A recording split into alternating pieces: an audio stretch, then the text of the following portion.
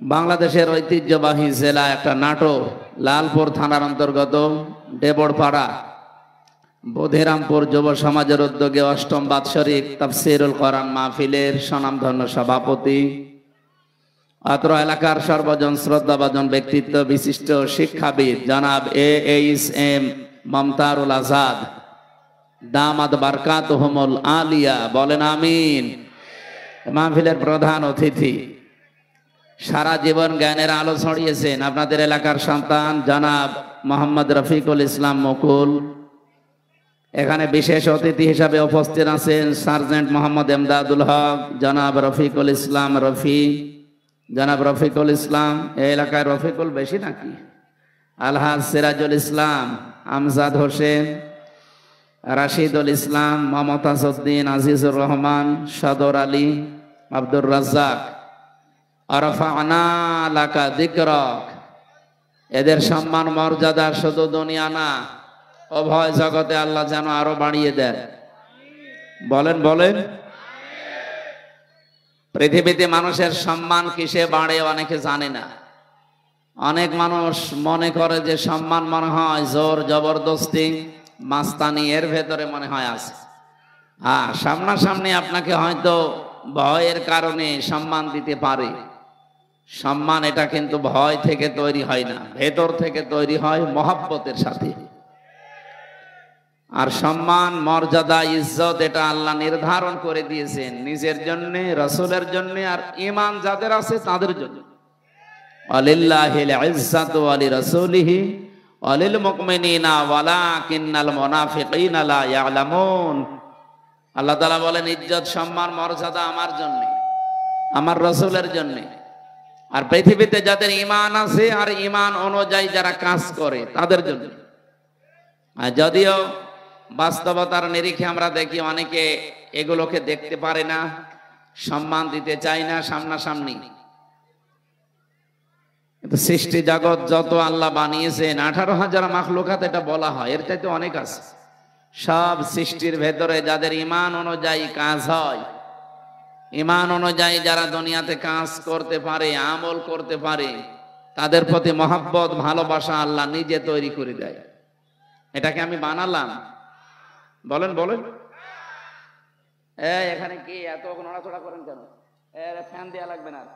ঠিক আছে, বসেন বসেন, বাইরে রেখে দিয়ে ভালো করে বসেন তো। এত কষ্ট করে অনুষ্ঠান দিয়েছেন আপনারা, নিজেরাই যদি না শোনেন, ও বাইরের লোক দিয়ে শুনিয়ে কাজ হবে? নিজেরা আগে শোনেন। আর এখানে যদি কেউ দাঁড়ায় না, ছেলে বসেন বসেন। মানুষের মর্যাদা, সম্মান যেহেতু আল্লাহ ঈমান এবং এই ঈমানের উপরে ভিত্তি করে যারা কাজ করবে তাদের প্রতি এটা নির্ধারণ করে দিয়েছেন, নির্দিষ্ট করে দিয়েছেন। ইয়ারফাইল্লাহুল্লাযীনা আমানু মিনকুম ওয়াল্লাযীনা উতুল ইলমা দারাজাত। সূরা মুজাদালার 11 নম্বর আয়াতের মাঝের অংশে আছে, পৃথিবীতে যাদের ঈমান আছে আর ঈমান এবং যারা জ্ঞান পেয়েছে, ইলম পেয়েছে, এই দুইটা গুণ যাদের ভেতরে পাওয়া যাবে। ইয়ারফা এটা মুজারে, বর্তমান, ভবিষ্যৎ, প্রেজেন্ট, ফিউচার। আল্লাহ বলেন, দিন যত যেতে থাকবে এদের মর্যাদা, সম্মান বাড়তেই থাকবে। আয়াতের ব্যাখ্যায় আমি একটা আয়াত পেয়েছি, সূরা মারিয়ামের 96 নম্বর আয়াত, ইন্নাল্লাযীনা আমানু ওয়া আমিলুস সালিহাতি সায়াজআলু লাহুমুর রাহমানু উদ্দা। অবশ্যই যারা বিশ্বাস করে আল্লাহর প্রতি এবং এই বিশ্বাসের দাবি অনুযায়ী আমলে সালেহ করে। নাটোরবাসী, এখানে একটা শিক্ষা আছে, এদিকে তাকান। জন্মের পর থেকে আমরা এই আয়াতটা অনেকেই প্রথম অংশ শুনেছি যে ইন্নাল্লাযীনা আমানু ওয়া আমিলুস সালিহাত। শোনেননি? যারা ঈমান আনে আর আমলে সালেহ করে। আরে ভাই, এটা তো বাংলা গেল, এর আধুনিক অর্থ হবে নিশ্চয় যারা ঈমান আনে আর ঈমানের দাবি অনুযায়ী যারা যোগ্যতা অর্জন করে। সালেহ মানে শুধু নেক কাজ না, সালেহ মানে যোগ্যতা অর্জন করা। যে যে বিষয়ে উঠতে চায় তাকে ওই বিষয়ের শিক্ষা, প্রশিক্ষণ এবং বাস্তবতায় তার জ্ঞান তৈরি করে তাকে যোগ্য হওয়া লাগবে। যদি এই দুটি গুণ কেউ অর্জন করতে পারে, সায়াজালু, সিন দিয়ে আল্লাহ গ্যারান্টি দিয়েছেন অতি শীঘ্রই, সায়াজালু লাহুমুর রহমান ওয়াদ্দা। দুনিয়াতে যত সৃষ্টি আল্লাহ বানিয়েছেন, সব সৃষ্টির ভেতরে ওই লোকটার প্রতি একটা মহব্বত, ভালোবাসা আলাদা ভাবে আল্লাহ তৈরি করে দেবে। এই জন্য যেই বিভাগে আমরা আছি, ওই বিভাগে আপনার ঈমান যদি খাঁটি হয়, ভেজাল না থাকে, লোক দেখানো না হয়, আর যদি আপনার যোগ্যতা থাকে, শিক্ষা প্রশিক্ষণ নিয়ে বাস্তবে আপনি টিকে থাকতে পারেন, এই লোকটাকে হয়তো আদর্শিক কারণে, রাজনৈতিক কারণে, দুনিয়ার কোন স্বার্থের কারণে আপনি দেখতে পারেন না উপরে উপরে, ভেতর থেকে যদি মানুষ হয়ে থাকেন, অবশ্যই একটা কিছু বের হয়ে আসবে যে না, লোকটা আসলেই ভালো ছিল। এটা যে বাস্তব। আজকে ব্যারিস্টার আব্দুর রাজ্জাক মারা যাওয়ার পরে আপনি আরো টের পাচ্ছেন বেশি, তার ঈমান ছিল। এর পরবর্তীতে যে সালেহ শব্দের ব্যাখ্যা যেটা বলছিলাম, যোগ্যতা, যোগ্য হওয়া, উনি যেই বিভাগে কাজ করতেন, ওই বিভাগে এই বাংলাদেশে যদি 5 জন থাকে, তার ভেতরে উনি একজন। কি কথা বলেন? আমার মনে হয় 5 জন বললেও ভুল হবে। যদি একজন থাকে, সে একজনই উনি। কারণ 5 জনের ভেতরে আমি বহু মানুষকে চিনি যাদের ব্যক্তিগত জীবন, পারিবারিক জীবন, সামাজিক জীবন, রাজনৈতিক জীবন, অর্থনৈতিক জীবন, আন্তর্জাতিক জীবন গুলো ভালো না, তারা কলুষিত করে ফেলেছে। এই জন্য এই মানুষগুলো মারা গেলে সৃষ্টি জগৎ কেউ কাঁদে না। ফামা বাকাত আলাইহিমুস সামাউ ওয়াল আরদু ওমা কানু মুনজারিন। সূরা দোকানের 29 নম্বর আয়াতে আল্লাহ বলেন, এমন মানুষ দুনিয়া থেকে বিদায় নিয়ে চলে যায়, ওর জন্য আকাশেও কেউ কাঁদে না, জমিনেও কেউ কাঁদে না, ইন্না লিল্লাহ পড়ে না। আপনি মিলান তো এই জায়গায় ঈমান আছে, কিন্তু ঈমানের দাবি অনুযায়ী কাজ নেই। এরকম মানুষ যদি আজকে মারা যায়, আমি গ্যারান্টি দিয়ে বলতে পারি ডক্টর কামাল হোসেন মরে যাক আজকে, ওনার ঈমান আছে কিনা আমি ওটা বলবো না, আমি বিশ্বাস করলাম ঈমান আছে। কিন্তু ঈমানের দাবি অনুযায়ী বাস্তব প্র্যাকটিক্যাল লাইফ এটা ঠিক করতে পারে নাই। আমি নিচে নামতে পারলাম না, আমি ইঙ্গিত দিয়েছি, আপনি বোঝেন। শুধুমাত্র ঈমান আনলেই হবে না, ঈমানের দাবি অনুযায়ী আপনাকে কাজ করা লাগবে। আর ব্যারিস্টার আব্দুর রাজ্জাক এটা করেছে। দুইটা লোকে যদি আজকেই মারা যেত, আমার মনে হয় সৃষ্টি জগতের ভেতরে হাহাকার পড়ে যেত ব্যারিস্টার আব্দুর রাজ্জাকের জন্য, আর ডক্টর কামাল হোসেনের জন্য কেউ ইন্না লিল্লাহ পড়তো কিনা আমার বিশ্বাস হয় না। ভাই আমি আমার নিজেরটা বলছি, আমার ভেতর থেকে তো আসতো না, আপনার আসবে কি করে? কারণ এটা তো আর ভেতর থেকে আসার জন্য যেটা তৈরি হবে, সেটা তৈরি করে দেবে কে? এই জন্য আল্লাহ আয়াতের মাঝে সিন দিয়েছেন। যারা আরবি গ্রামার বোঝে যে জিজ্ঞাসা করেন, সিন, সাফা, কদ, লাম, এরকম 13টা শব্দ আছে। কোন সেন্টেন্সের আগে যদি আসে, কোন ফেলের আগে যদি এই শব্দটা ব্যবহার হয়, বাংলা অর্থ দাঁড়ায় অতি শীঘ্রই, খুব তাড়াতাড়ি, অবশ্যই, হবেই হবে। এই সিন শব্দের প্রায় 33টা অর্থ পেয়েছি আমি। আল্লাহ গ্যারান্টি দিয়ে জানিয়েছেন অতি শীঘ্রই, অবশ্যই, খুব তাড়াতাড়ি আমার সৃষ্টি জগতের ভেতরে তার প্রতি একটা ভালোবাসা, মহব্বত আমি আল্লাহ নিজে পয়দা করে দেব। ব্যারিস্টার আব্দুর রাজ্জাককে হয়তো আদর্শিক কারণে আমরা অনেকেই সামনাসামনি দেখতে পারি না, কিন্তু আজ উনি ইন্তেকালের পরে অনেকেই কিন্তু বলছে না লোকটা ভালো ছিল। এই কথা বলে না কেন? আপনি মরে যান তো দেখি, পৃথিবীর সব সৃষ্টি আপনার জন্য কাঁদে কিনা? গত কয়েকদিন আগে মাইক্রোসফট, এটা খ্রিস্টানরা চালায়, তারা রিপোর্ট দিয়েছে সারা পৃথিবীতে 257টা দেশের মানুষের উপরে তারা গবেষণা চালিয়েছে। এই তথ্য তারা পেশ করেছে। তামাম পৃথিবীর 6 জন মানুষকে, শুধু আমি না, তামাম দুনিয়ার সবাই ঘৃণা করে, অপছন্দ করে, দেখতে পারে না। তার ভেতরে 1 নম্বরে নাম এসেছে নেতানিয়াহু। এটা পৃথিবীর এখন 1 নম্বরে নিকৃষ্ট জঘন্য মানুষ। 2 নম্বরে নাম এসেছে আমাদের প্রতিবেশী যে মোদি। 3 নম্বরে নাম এসেছে যেটার ওটা পালিয়েছে, ওইটার নাম বলা ঠিক না, যেহেতু আমাদের নিজের, তো এবার নিজের গায়ে লাগবে, এখানে বাংলায় বলে দিলাম যে পালিয়েছে। এই যে যেই কয়েকজন মানুষের নাম বলছি, এদের কর্মজীবন আপনি প্র্যাকটিক্যাল লাইফ একটু খোঁজ করে দেখেন তো। এই মানুষগুলোর ভুল সিদ্ধান্তের কারণে, এটা সূরা ইউনূসের ভেতরে পাবেন, 11 নম্বর পারা 19 নম্বর পৃষ্ঠা 4 নম্বর লাইনের 100 নম্বর আয়াতের শেষের দিকে আছে, ওয়ায়াজআলুর রিজসা আলাল্লাযীনা লা ইয়াকিলুন। আল্লাহ পাক বলেন, কোন মানুষ যদি তার জ্ঞান অনুযায়ী, যোগ্যতা অনুযায়ী, বিবেক অনুযায়ী কাজ না করে, তখন তার উপরে ভুল বিষয়গুলো আমি আল্লাহ চাপিয়ে দেই। আজ ইসরায়েলে এই নেতানিয়াহু, এই শয়তান, এই কোলাঙ্গার, এই অবৈধ সন্তান পৃথিবীর এই লোকটা এ ভুল সিদ্ধান্ত নেওয়ার কারণে আজ দেশটা দাবানলে পুড়ে শেষ হয়ে গেল। আজকে বিকাল 4:30টার রিপোর্ট দেখেছেন, যেভাবে আগুন আসতেছে, ওরা 112টা মেশিন ফিট করেছে। শুধু পানি দেওয়া না, স্প্রে পর্যন্ত। এ পৃথিবীর সবচাইতে বড় উন্নত মেশিন প্রযুক্তি, স্প্রে সব ইসরায়েলে পাওয়া যায়।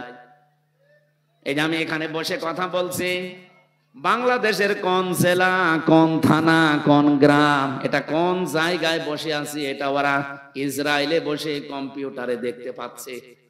এরকম মেশিন পর্যন্ত ওরা বাংলাদেশে আড়ি পাতার জন্য পাঠিয়েছিল। আমি 3 বছর জেলখানায় ছিলাম। প্রথম যে 10 দিন রিমান্ডে ছিলাম, দ্বিতীয় দিন আমার এই রিমান্ডে জিজ্ঞাসা করছে যে সাতক্ষীরার মাওলানা আমিরুল ইসলাম বিলালী, উনি আপনার বাড়িতে কল দিয়ে এই কথা বলতে বলেছে যে আপনি বলবেন আমি জামাত ইসলাম করি না। আমি বলছি, এই কথা বললো কি করে? আমার মোবাইল তো আপনার কাছে,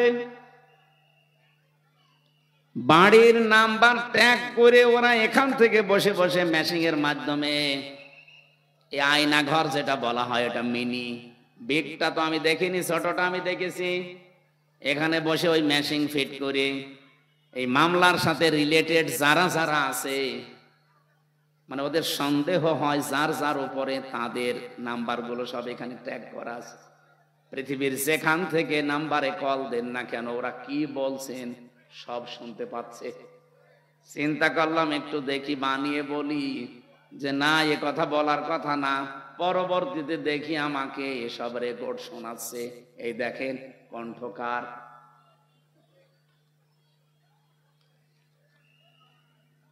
আমার ভাইরা, আমি যে কথা বলতে চাচ্ছি, পৃথিবীর সবচাইতে বড় উন্নত প্রযুক্তি এই পৃথিবীতে এখন ইসরায়েলের।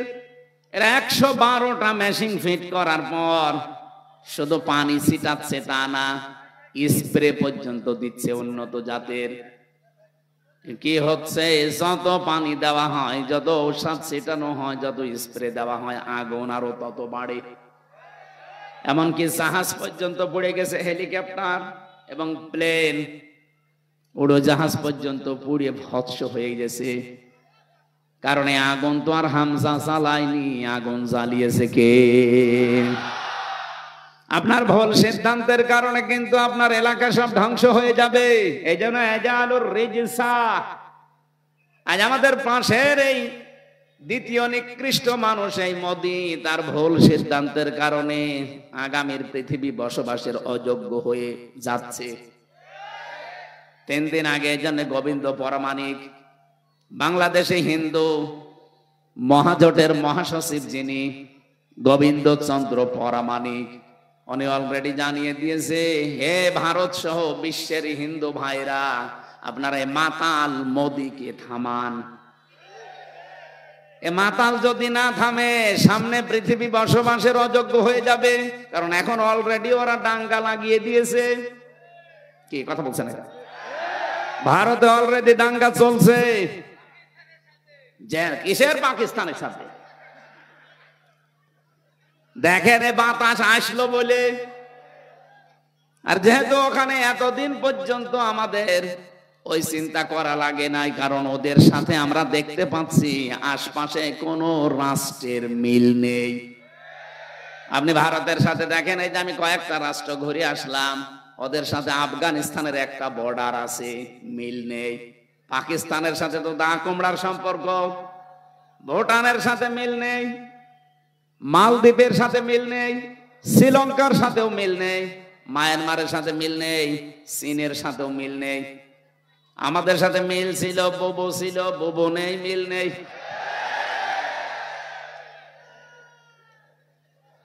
ও বুবু, আবার চলে আসেন। ওরা বারবার এই কথা বলছে না? এতদিন শুনতাম যে বলতো আমাদের স্বামী স্ত্রীর সম্পর্ক, যদিও এই কথাটা বলা জায়েজ নেই, কারণ দাদা ফুল হাতা আর আমরা হাফ হাতা। এটা মনে হয় হাফ হাতা না ফুল হাতা? মুসলমানে দিয়েছে, দিতে পারে। আর দাদা যদি এই বয়সে এসে মুসলমানি দিয়ে বিয়ে করতে চায়, তাহলে বিয়ে পড়ানো যায় যাচ্ছে। আর যে বয়স, আপনি হাজাম পাবেন কোথায়?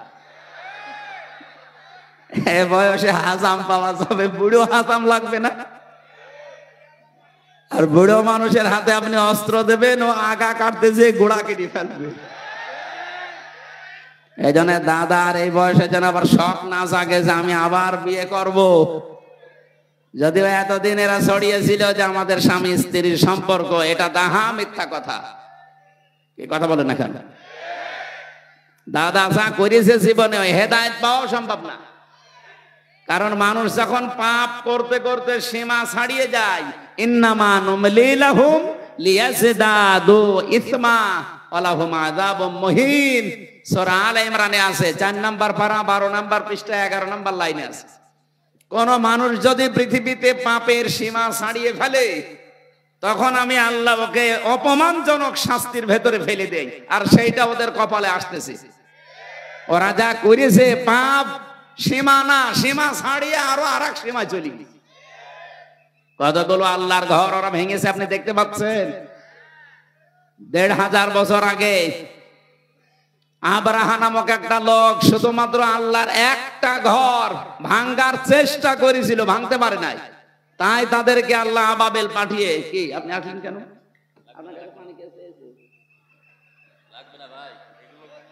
না, আপনি তো শুনছেন না, তাহলে এসব ঝামেলায় আছেন। না না, কিচ্ছু করা লাগবে না। কিছু লাগলে আমি আপনাকে বলবো, ভালো করে শোনেন কি বলতে চাই। 1500 বছর আগে ওরা একটা ঘর শুধু আল্লাহর বাইতুল্লাহ কাবা শরীফ ভাঙার চেষ্টা করেছিল, ভাঙতে পারে নাই। 1.5 কিলোমিটার আগ থেকে ওদেরকে কাঁচে মাকল বানিয়ে দিয়েছে আল্লাহ। কি কথা বলে না কেন? আর এখন একটা দুইটা না, কতগুলো ঘর তারা ভেঙে দিল ধোয়া ধোয়া তুলে। কি ধোয়া? ভোয়া ধোয়া। ওরা এখন ধোয়া তুলেছে যে এই জায়গায় নাকি মন্দির ছিল, এই জন্য ভেঙে এখন আবার মন্দির বানাবো। পৃথিবীর মানুষ মাটির নিচে তেল পায়, গ্যাস পায়, সোনা পায়, রূপা পায়, আর ওই শয়তানরা শুধু মাটির নিচে মন্দির পায়। ওরে যদি উলঙ্গ করে পিটাতে পারতাম।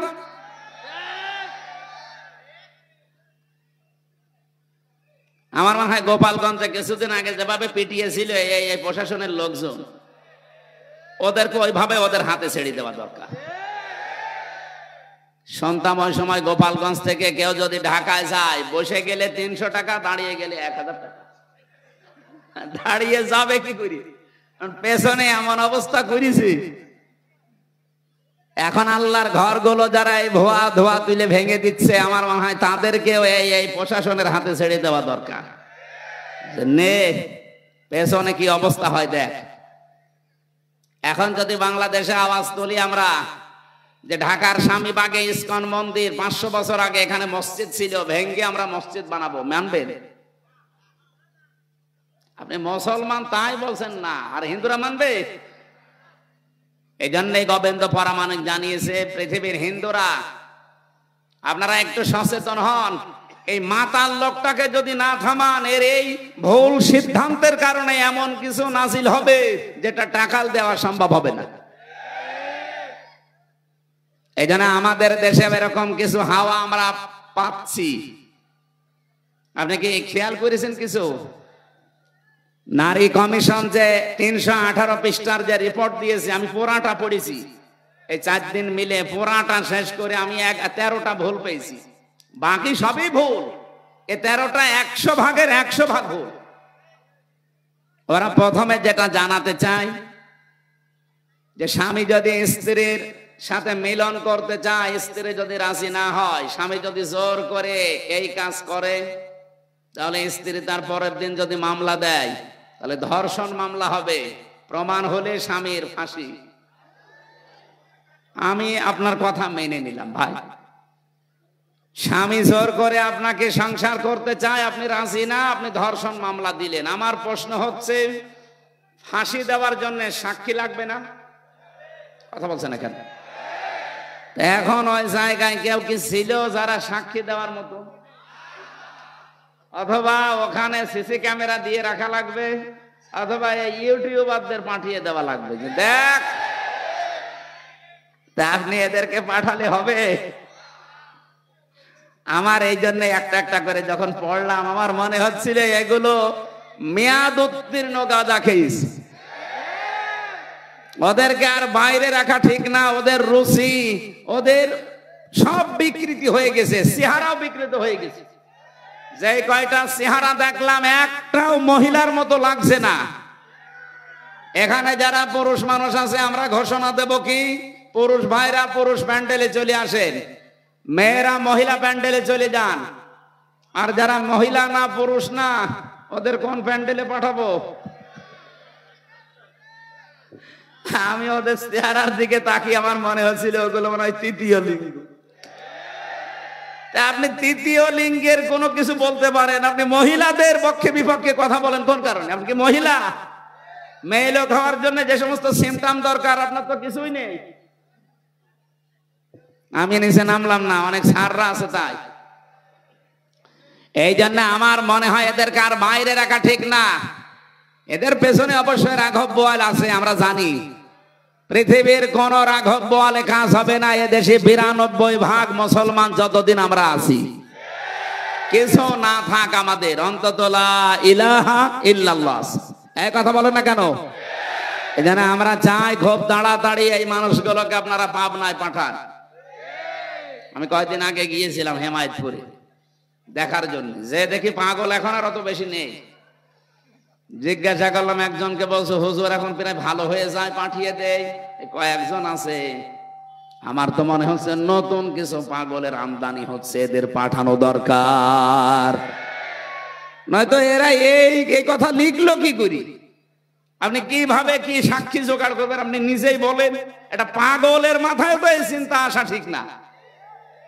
দ্বিতীয় নম্বরে তারা লিখেছে দেহ আমার, সিদ্ধান্ত আমার। এটা কোরআনে কারিমের পুরা বিরোধী। আল্লাহ পাক বলেন আলাহুল খালক ওয়াল আমর তাবারাকাল্লাহু রাব্বুল আলামিন। সৃষ্টি যার, সিদ্ধান্ত তার। কথা বলেন না কেন? আপনি কোন সাহসে বললেন যে দেহ আমার, সিদ্ধান্ত আমার? এ দেহ আপনার কে বলেছে? আমি এখন 33 বছর বয়সে আছি, 34 বছর বয়স আগে বলেন তো আমার অস্তিত্ব ছিল? আমির হামজা না, আমার মা বাবার তো বিয়েও হয়নি 35 বছর আগে। তার মানে উল্লেখ করার মতো আমি আর কিছু ছিলাম না। হামজা তো দূরের কথা, আমাকে পর্যন্ত নিয়ে এসে বসিয়েছেন যিনি, তিনি কে? নেই থেকে হামজা পর্যন্ত যিনি বানিয়েছে আস্তে আস্তে করে তার নাম আরবিতে বলা হয় রব। তারবিয়াতুশ শাইই ইলা কামালিহি শাইআন ফাশাইআন। নেই থেকে তারবিয়াতের মাধ্যমে একটার পরে একটা সিস্টেম পাল্টিয়ে যিনি তোমাকে পূর্ণতায় পৌঁছিয়ে দেয় তিনি হচ্ছে রব, আমরা যাকে আল্লাহ বলি। সুতরাং যারা এই কথা লিখেছেন তাদের তো ঈমান নেই। আর কোরআনে কারীমের সূরা আরাফের 54 নম্বর আয়াতের পুরা বিরুদ্ধে এই কথা যে দেহ আমার, সিদ্ধান্ত আমার। আপনি আল্লাহর সাথে বিদ্রোহ করেছেন, আপনি বেঈমান হয়ে গেছেন। এই নারী কমিশনে যারা আছে এদেরকে যদি তাওবা করানো না হয়, এই মানুষগুলো যদি নতুন করে মুসলমান না হয়, ঘোষণা দিয়ে গেলাম আজকে রেকর্ড হচ্ছে, এদের একজনও যদি মারা যায় এদের জানাজাও জায়েজ নেই, কবরে দেওয়াও জায়েজ নেই। কারণ জানাজা পড়াবো কি দিয়ে আমি, আর কবরে দেব কি বলে? বিসমিল্লাহি ওয়া আলা মিল্লাতি রাসূলিল্লাহ, এ পুরা কথাটাই তো মিথ্যা হয়ে যাবে যে আল্লাহর নামের উপরে, রসুলের আদর্শের উপরে রেখে গেলাম। কই, আপনি তো আল্লাহর নামেও নেই, রসুলের আদর্শেও নেই, এই কথা বলছেন না কেন? এই জন্য আপনাকে আমি রাখবো কি করে? আপনার জন্য আমি মিথ্যাবাদী হব? কি কথা বলেন না কেন ভাই? আমি আপনার জন্য মিথ্যাবাদী হব? এই জন্য আপনাকে কবরে দেওয়াও ঠিক হবে না, জানাজাও ঠিক হবে না। আপনারা একটা কাজ করা যায় না, আপনারা হিন্দুদের মতো পুড়িয়ে ফেললেও হবে না, কারণ হিন্দুরা তো মানবে না। আপনারা করব কি? কুকুর দিয়ে খাওয়ানো লাগবে। ডক্টর আহমদ শরীফ ঢাকা বিশ্ববিদ্যালয়ের এক শিক্ষক, ও বলেছিল আল্লাহ বলতে কেউ নেই। ছাত্ররা জিজ্ঞাসা করছে, স্যার আপনি এই কথা বললেন? যা বলেছি, যা দেখি না তা বিশ্বাস করি না, এই জন্য ইসলাম ধর্ম আমি মানি না। তাহলে হিন্দু ধর্ম মানেন? বলছে না, ও ধর্ম আমি মানি না। তাহলে আপনি যদি মুসলমান দাবি না করেন, হিন্দু দাবি না করেন, আপনাকে তো পোড়ানোও যাবে না, কবরে দেওয়াও যাবে না, কি করব? বলছে আমার লাশটা ঢাকার মেডিকেল কলেজে দিয়ে দিও, ছাত্র ছাত্রীরা আমার লাশ কেটে গবেষণা করবে, শিক্ষা পাবে। মারা যাওয়ার পরে অ্যাম্বুলেন্সে করে নিয়ে গেছে ঢাকা ভার্সিটিতে, ঢাকা মেডিকেলে। মেডিকেলের মুসলমান ছাত্র ছাত্রী যারা, তারা মিছিল আরম্ভ করেছে, জানে না এই নাস্তিকের লাশ আমরা এখানে ঢুকতে দেব না, কারণ যে আল্লাহকেই মানে না, ওরে কেটে আমরা কি পাবো? ওর নাপাক শরীর যেন এখানে না ঢোকে। অ্যাম্বুলেন্সের ড্রাইভার চিন্তা করছে, ভার্সিটি ছেলে মেয়েরা, ও না জানি খেপে গেলে আমার গাড়িতে যদি আগুন লাগিয়ে দেয়, ও মরা শয়তানের সাথে আমি জীবিত মানুষও পুড়ে যাব। দরকার নেই ভিক্ষা, আগে কুকুর সামলা, দে গাড়ি ঘুরিয়ে টান। এখন ঢাকা মেডিকেল নেয়নি, হিন্দুদের মতো পুড়িয়ে ফেলা হয়নি, মুসলমানের কবরে দেওয়া হয়নি। কি হয়েছে? জীবনের শেষ ইতিহাস আমি পড়ে দেখেছি, হয়তো ওকে ডাস্টবিনে ফেলে দেওয়া হয়েছে, কুকুরে শ্রীগালে খেয়েছে। আহ্বান জানাচ্ছে, যদি কপালে হেদায়েতের মতো কিছু থাকে আপনি ফিরে আসবেন, আর যদি একেবারে আবু জেহেলের মতো হয়ে যান, এ দোয়ায়ও কাজ হবে না। আমরা বলছিলাম কি, একটা একটা করে আল্লাহর আইন গুলো যারা পাল্টিয়ে, আপনাদের নিজেদের জীবনেও ক্ষমতা নেই, আপনার পেছনে কারা রাঘব বোয়াল আছে। ডক্টর মোহাম্মদ ইউনূসকে আহ্বান জানাবো, এগুলো ধরেন, না হলে এই ভুল সিদ্ধান্তের কারণে ইসরায়েলের মতো, আমেরিকার মতো যদি দাবানল একবার চলে ওঠে বাংলাদেশে, শুধুমাত্র বন জঙ্গলের দাবানল না, মুসলমানদের দাব। পৃথিবীতে মানুষের সম্মান আর মর্যাদা বাড়ে ঈমান আর জ্ঞান, এই দুইটার সমন্বয়। যাদের জন্য এতক্ষণ দোয়া করার জন্য এই কথাগুলো বললাম, এত মানুষের নাম আমি একবারে বলেছি, ওয়ারফা'না লাকা যিকরাক বলেছি। এদের মর্যাদা আমরা শুধু দুনিয়ায় চাই না, আখেরাতেও যেন মর্যাদা টিকে থাকে, ওই কাজগুলো করার তৌফিক আল্লাহ তাদের দান করেন। তার মহান শিক্ষক মুহাম্মদুর রাসূলুল্লাহ সাল্লাল্লাহু আলাইহি ওয়াসাল্লামের প্রতি যার মিশন আর ভিশন ছিল এই পৃথিবীতে তিনটা, আমরা যেহেতু নবীর উম্মত দাবি করছি, এখানে আমার মনে হয় অন্য ধর্মের লোক নেই, আছে? যদি থাকেন তো একজন, আপনাদেরকে ওয়েলকাম জানাচ্ছি। আমরা যেহেতু সবাই এখানে দাবি করছি আমরা নবীর উম্মত, নবীর যা কাজ ছিল আমাদের মিশন আর ভিশন ওইটা হওয়া দরকার। বিশ্ব নবীর এই পৃথিবীতে প্রথম মিশন ছিল তাওহীদ প্রতিষ্ঠা করা। আমার মনে হয় বাংলাদেশকে আল্লাহ যে জায়গায় এখন এনে দিয়েছে, এই জায়গাতে তাওহীদ প্রতিষ্ঠার একটা সুযোগ আল্লাহ তৈরি অলরেডি করে দিয়েছে।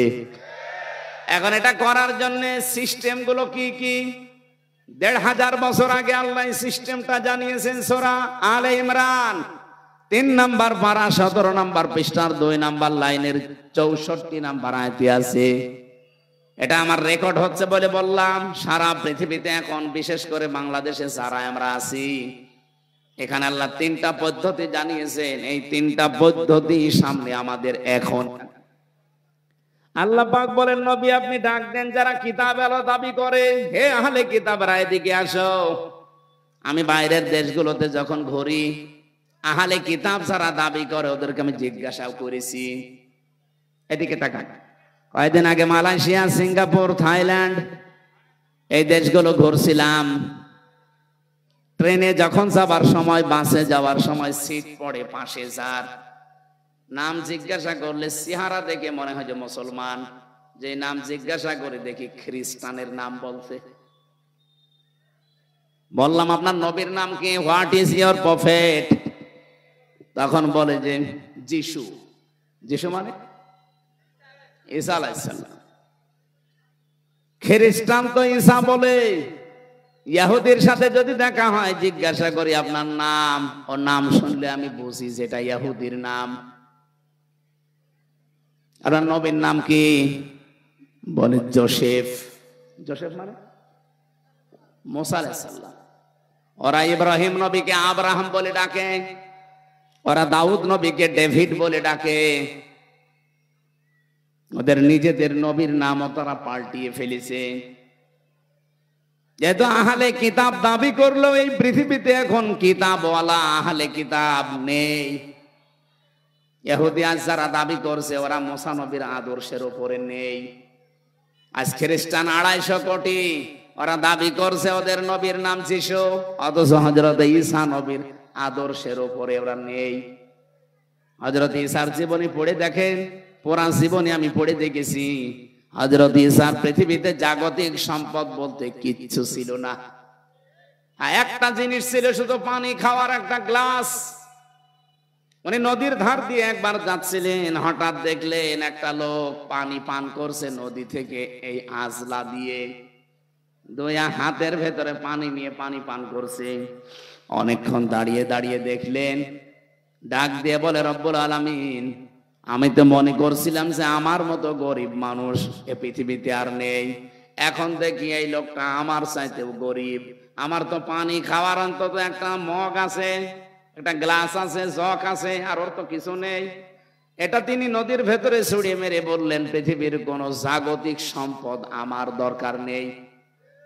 আর আপনি তাকান আজ খ্রিস্টানদের দিকে, তাদের যে বিলাসবহুল জীবন, তারা যদি ঈসা নবীর উম্মত দাবি করে, হযরত ঈসা যেভাবে চলেছিলেন সেইভাবে তাদের চলা দরকার ছিল। কথা বলেন না কেন? আমার যে হাদিস পড়েছিলাম, এই হাদিসের শেষের দিকে হযরত ঈসার জীবনের কিছু কথাগুলো আছে। আমি যাব সামনের দিকে ইনশাআল্লাহ।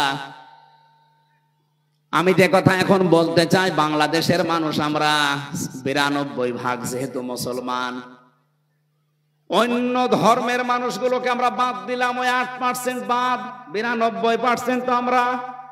আসেন আমরা নবীর এই তাওহীদ প্রতিষ্ঠার মিশনটা হাতে নেই, সুযোগ একটা এসেছে। আসেন একবারে আমরা সবাই এক জায়গায় এই ৩টা কথাকে মেনে নেওয়ার চেষ্টা করি।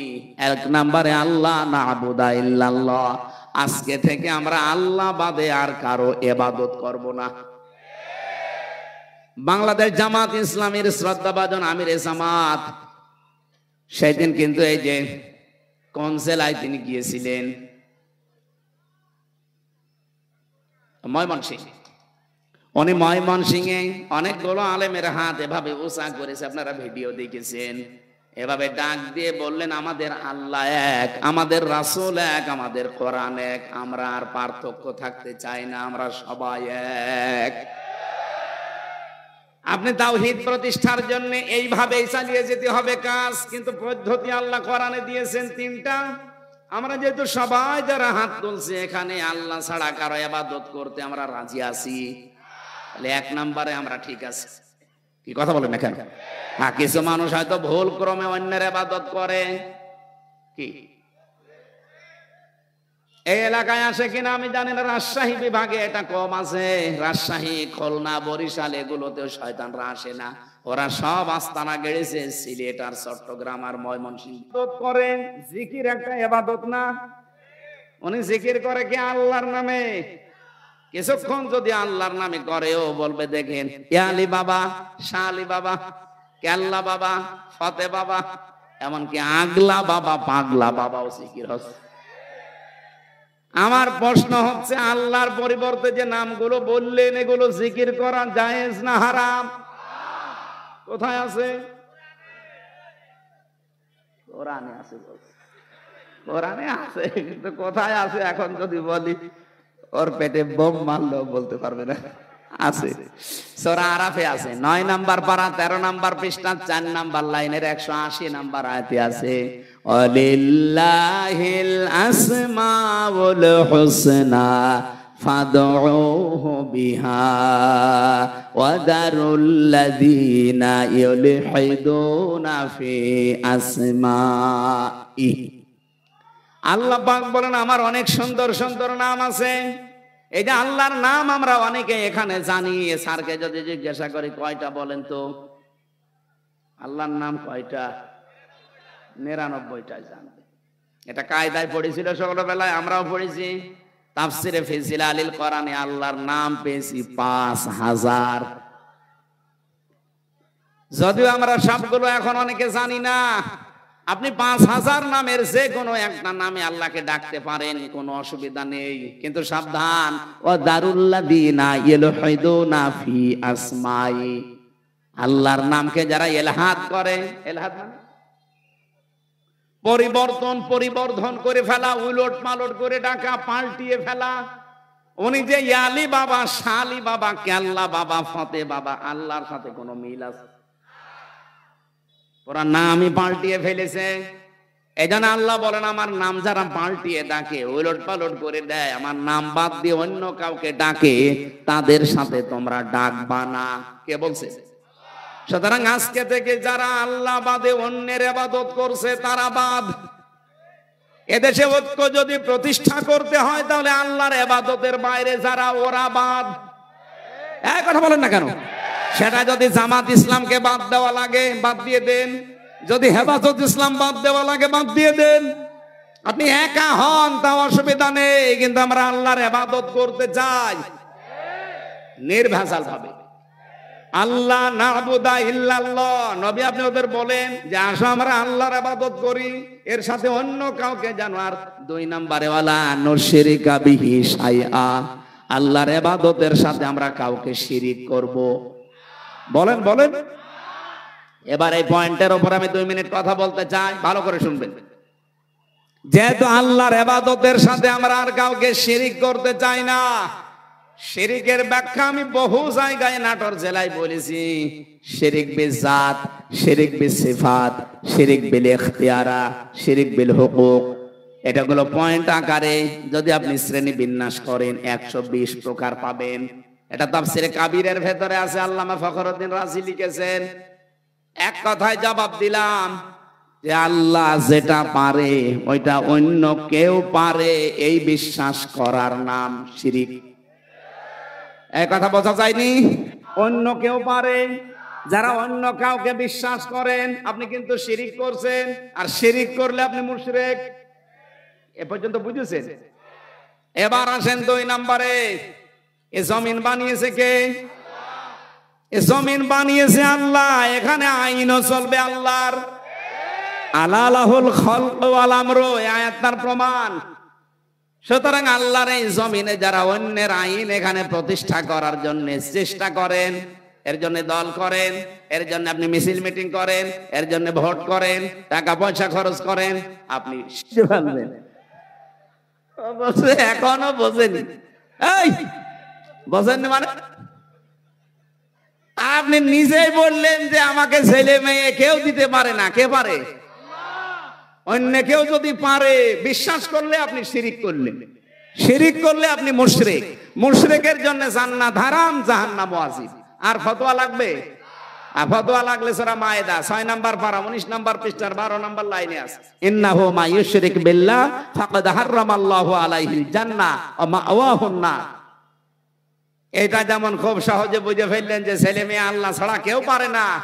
জমিন আল্লাহ বানিয়েছে, এখানে অন্যের আইন যদি কেউ কায়েম করার হেফাজত আসতে চায়, জামাত আসতে চায়, চরমনায় আসতে চায়, আটরশি আসতে চায়, অসুবিধা নেই। কিন্তু আল্লাহর সাথে শিরিক করে আপনি জামাত ইসলাম করবেন, এরকম জামাত আমি মানি না। আল্লাহর সাথে শিরিক করে আপনি চরমনার মুরিদ হবেন, এরকম চরমনায় আমি মানি না। এর উপরে হাত, ও তো হাত পোজে না, তারপরেও হাত দিয়ে ছবি তুলে বসে ছেড়ে দেবে। ওই দিন এমন কন্দন করেছিল, আমার সাথে ছিল তো, এক রুমে ছিলাম আমরা। আমার বলছে, হামজা ভাই আমি এমনি ছোট মানুষ, আমার জিনিসপত্র 12টার পরে আমার ওই হাতির ছিলে দুই দিকে রাস্তা ব্লক করে আমার এইভাবে অত্যাচার করছিল। এমন কান্না কাঁদলাম ওই দিন। এক এসআইকে ডেকে বললাম যে ভাই আপনারা যা করছেন এটা কি ওই হারুন আঙ্কেল, ওই যে হাউ আঙ্কেল স্যার কি জানে? জানে না মানে উনি তো করাচ্ছে। ও উনি করাচ্ছে, অথচ দিনের বেলায় দেখা করতে এসে বলে হুজুর কেমন আছেন, ভালো আছেন, সব কিছু খোঁজ নিয়ে যায়, আর উনি এটা করাচ্ছে। আমারে যেভাবে উলঙ্গ করেছে আল্লাহ যেন ওনারা উলঙ্গ করে। ঠিক ছোট হুজুরের তো হয়তো ছোট জিনিস দেখা যায়নি, কিন্তু হারুন আঙ্কেলের 3 ইঞ্চি। কয় ইঞ্চি? ওইটা হয়তো 4-5 জন এসআই দেখেছিল, আর এরটা সারা দুনিয়া দেখেছে। কয় ইঞ্চি? মহিলারা পর্যন্ত জিকির করে 3 ইঞ্চি 3 ইঞ্চি। আলেমদের বরদোয়া লেগে গেছে। কোথায় আছে সে আল্লাহর ওলি? হাউ আঙ্কেল আপনাদের এই নাটোরের বাগাতিপাড়া, লালপুরে 17, 18, 19, 20 এই সমস্ত বছরগুলোতে বহুবার এসেছি, কিন্তু কোরআনের কথা আমারে বলতে দেয়নি। এই বকুল সাহেব আর আজাদ সাহেব, এই আজাদ না, আর এক আজাদ আছে, সে দুইটা এখন পালিয়েছে। আমার আগে যিনি কথা বলছিলেন কে আমি জানি না। এই ঘরগুলো আল্লাহ যেন এভাবে আঙ্গুল দিয়ে দেখাচ্ছে, এই সেই আজাদের ঘর, এই সেই বকুলের ঘর, এই সেই হানিফের ঘর, এই সেই ডিলুর ঘর। এখন যদি বলেন হানিফ, ডিলু, আজাদ, বকুলের নাম কোথায় আছে, এদিকে আসেন আপনাকে দেখাচ্ছি। আমি দেখাতে পারবো, দরকার আমি তাফসীর দেখবো এখন, কারণ এখানে বাইতুন নেই, বয়ুত বহু বচন। আল্লাহ বয়ুত বহু বচন দিয়ে জানিয়েছে যে এরকম মানুষ আজকে না, যদি এটা লোক নবীর জামানায় নাজিল হওয়া, এটা কিয়ামত পর্যন্ত এই চরিত্রের মানুষ থাকবে। আল্লাহ এ পর্যন্ত বলেননি, কিন্তু এরপরে আরো শব্দ আছে। আল্লাহ পাক বলেন খাবিয়াতাম বিমা যালামু, এগুলো আজ জনশূন্য হয়ে পড়ে আছে, এগুলো উজাড়। কুষ্টিয়ার হানিফ সাহেবের বাড়ি যান, আপনি যে দেখেন বাড়ি আর বাড়ি নেই, পায়খানার প্যান পর্যন্ত মানুষ খুলি নিয়ে চলে গেছে। যদিও হালকা পাতলা 2-1টা ইট ছিল। এই ফেব্রুয়ারির 5 তারিখে আযাবুল বুলডোজার নাজিল হয়ে ছাতা সব শেষ। সারা দেশে আযাবুল বুলডোজার নাজিল হয়েছিল না? আল্লাহ বলেন এই জালেমদের বাড়ি ঘরগুলো একটু দেখেন না কেন? এই সেই ঘরগুলো খাবিয়াতান, আজ উজাড় গৃহ হয়ে গেছে, পরিত্যক্ত করে দিয়েছি আমি। বিমা যালামু, এদের জুলুমের কারণে। আল্লাহ পর্যন্ত কিন্তু শেষ করে দিতে পারতেন, কিন্তু এর পরের শব্দটা আমাদের জন্য। আল্লাহ পাক বলেন ইন্না ফি যালিকা লাআয়াতাল লিকাউমিন ইয়ালামুন। এখানে প্রথমে ইন্না আছে আর মাঝে আছে লামে তাকিদ।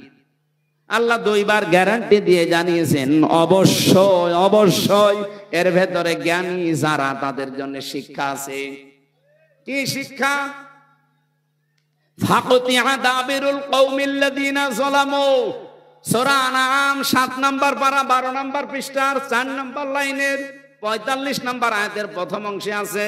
এটা তাফসিরে ফি জিলালিল কোরআনে সাইয়্যিদ কুতুব এভাবে লিখেছেন, আল্লাহ পাক বলেন জালেমদের শিকড় কাঁটা হয়ে গেছে। কেটেছে কে? এই, আল্লাহ মানে ওই যে আলেমকে জিজ্ঞাসা করে তো কুতিয়া, এটা মজহুলের ফাইল জানা নেই, এর কর্তা কে কেউ জানে না। আপনি যদি এখন বলেন যে বকুলের বাড়ি ভাঙলো কে, কেউ জানে না। হ্যাঁ, আপনি হানিফের বাড়ি ভাঙলো কে, কেউ জানে না। ইনুর বাড়ি ভেঙেছে কে, কেউ জানে না। আসলেও তো কেউ জানে না। ফাকুতিয়া, এজন্য আল্লাহ কুতিয়া দিয়েছেন যে জালেমদের শিকড় কাটা হয়ে গেছে। এখনো যারা জালেমদের পক্ষে সাফাই গান, অনেকে আশায় বুক বেঁধে আছেন যে বুবু চট করে আসবে, তাহলে আল্লাহর কোরআনের আয়াত মিথ্যা হয়ে যাবে। কারণ এর আগের ইতিহাসের দিকে তাকান, লক্ষণ সেন 510 বছর হয়ে গেল, আজও আসেনি। কি কথা বলছেন না কেন?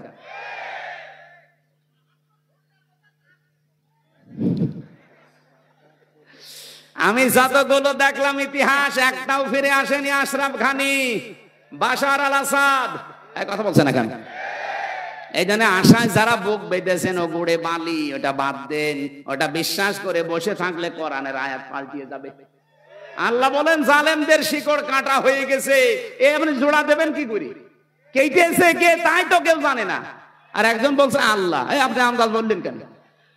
আল্লাহ কাটেনি, কে কেটেছে কেউ জানে না। আপনি চিন্তা করতে পারেন এটা কি, কোন ইউনিয়ন? এটা লালপুর। লালপুর ইউনিয়ন পরিষদের দারোয়ান থেকে সংসদ পর্যন্ত থরে থরে জালেমদের সব সাজানো ছিল। আমি রিমান্ডে 10 প্রকার মানুষ পেয়েছিলাম। 10 প্রকারই ওদের। মামলার আয়ু ওদের, যে মামলার প্রসিকিউটর সে ওদের, বিচারপতি যে বিচার করবে রায় দেবে সে ওদের, যে জজ রিমান্ড ডাকবে সে ওদের, যারা রিমান্ডে প্রশ্ন করবে তারা ওদের, যে ঘরের ভেতরে নিয়ে টর্চার করবে সেইটা ওদের, যে রায় দেবে সে ওদের। আমার পক্ষে কে আছে? আরে ভাই আল্লাহ তো আছে, একজন আছে, উকিল। একটা উকিল দাঁড়ায় তো ওর কথা শুনলেও চলে, না শুনলেও চলে। এই ছিল দেশের বিচার ব্যবস্থা। আর মানুষকে শোনায় তো আমরা ন্যায় বিচার কায়েম করছি। বাংলাদেশে যদি এই হয় ন্যায় বিচার, আমি কোন কারণে 3 বছর জেলে ছিলাম আমারে জবাব দেন। আমারে আপনারা মামলা দিয়েছিলেন যে আমি নাকি আনসারুল্লাহ বাংলা টিমের প্রধান। কি ও ছাতা, ও জীবনে জানি না। আনসারুল্লাহ বাংলা টিম কি ও ছাতা জানি না, অথচ আমারে প্রধান বানিয়েছে। জেলের ভেতরে যাওয়ার পরে একজনের সাথে দেখা হয়েছে, ও 17 বছর জেলে আছে। ওর নাম আব্দুল মতিন, ও আছে আল্লাহ দলের প্রধান সারা বাংলাদেশে। বললাম ভাই আপনি তো আল্লাহ দলের সভাপতি, সেক্রেটারি কে? বলছে আমার সেইদি। আপনি সভাপতি, আপনার সেইদি সেক্রেটারি, আর কে নেই? এই দেশে জঙ্গি ছিল। এই জন্য ডক্টর এনায়েতুল্লাহ আব্বাসী হেফাজত ইসলামের সমাবেশে 3টা প্রস্তাব দিয়েছে যে আবেগের ছলে হলেও কেউ যদি ইসলাম এবং মানবতা রসুল নিয়ে এই বাংলাদেশে কথা বলতে যায়, তাকে আইনের আওতায় এনে কঠোর শাস্তি দেওয়া লাগবে। এটা আমরা চাই না। আপনি অধিকারের নাম নিয়ে রসুলকে গালি দেবেন, আল্লাহর কোরআনের আয়াত বিকৃতি করবেন, এটা আর সামনে যেন না হয়, আইন পাশ করা লাগবে। 2 নম্বরে উনি বলেছিলেন এই দেশে যারা নবীকে বিশ্ব নবী শেষ নবী মানে নাই, কাদিয়ানি যারা, এদেরকে রাষ্ট্রীয়ভাবে অমুসলিম ঘোষণা করা লাগবে। শোনেননি এটা? কথা বলছেন কেন? আমরা এই দাবির পক্ষে আছি না? কোরআনে কারিমের শুধু এক আয়াতের 4 ভাগের 1 ভাগ, মা কানা মুহাম্মাদুন আবা আহাদিম মির রিজালিকুম ওয়ালাকির রাসূলুল্লাহ, এই পর্যন্ত ঠিক আছে।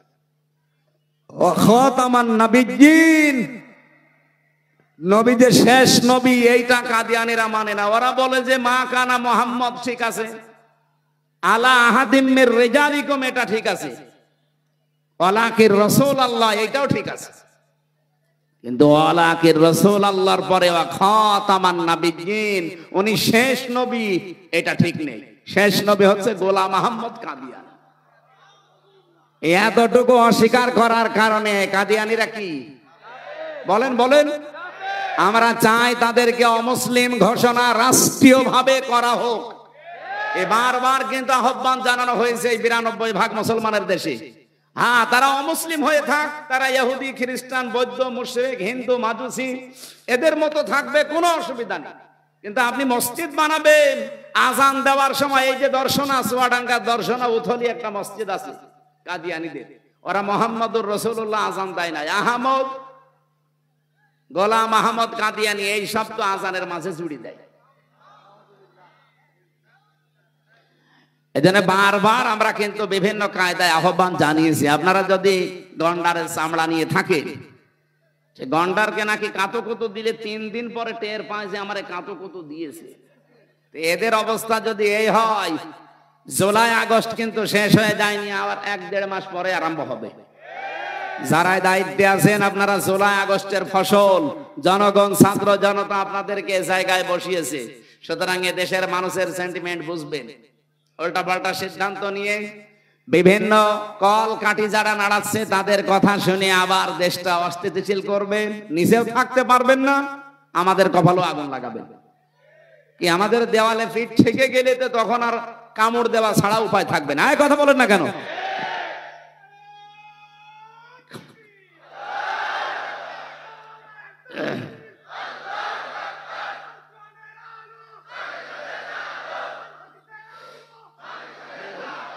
ঠিক আছে ভাই, আমার ভাইরা, আমরা শিরকের যে বিষয় নিয়ে পর্যন্ত এসেছিলাম এবার একটু তাকান। আজ বাংলাদেশে ঐক্যের বারবার ডাক দেওয়া হচ্ছে, সবাই আসেন, কিন্তু শিরক যারা করেন তারা আসলে ঐক্য থাকবে না।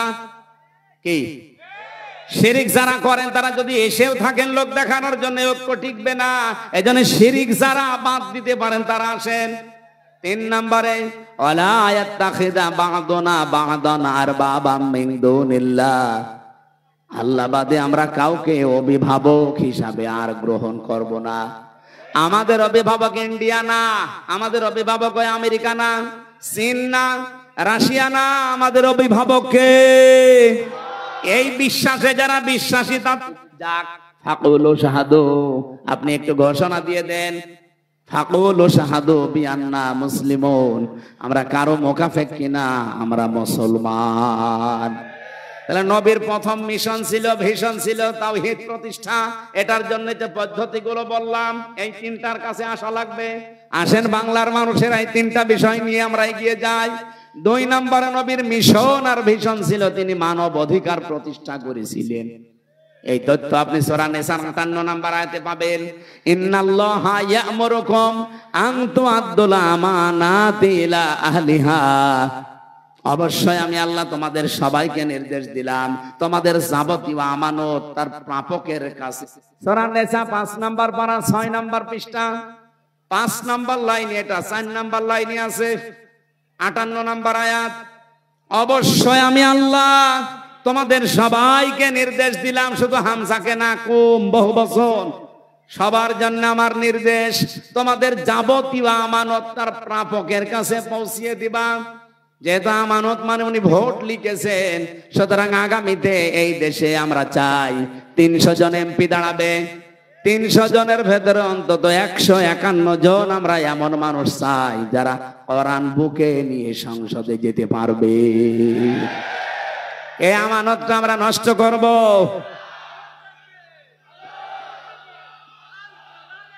এই আমার কথা বলতে দিন ভাই, কারণ আমি এই ব্যবসা করে কোরআনকে সংসদে পৌঁছিয়ে দিতে চাই।